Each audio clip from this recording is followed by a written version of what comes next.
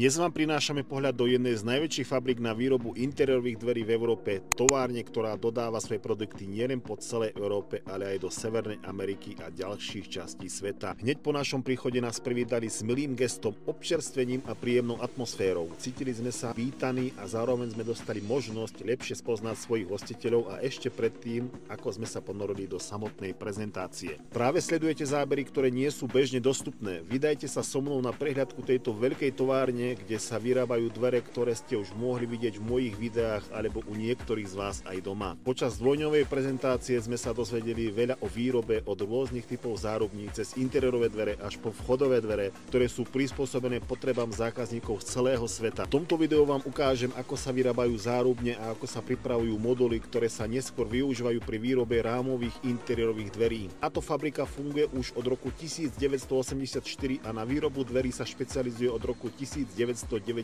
Vďaka plne automatizovanému procesu dokáže vyrobiť viac ako 2000 dverí a zárubní denne v rôznych dekoroch, modeloch a aj rozmeroch. Niektoré z týchto modelov môžu byť práve tie, ktoré ste si vybrali aj vy. Toto video vám ukáže, že za vašimi dverami stojí kvalitná práca a dlhoročné skúsenosti. Nezabudnite ma sledovať aj zajtra v mojom mini-day vlogu, kde vám ukážem kompletný proces výroby interiérových dverí. Máte sa na čo tešiť.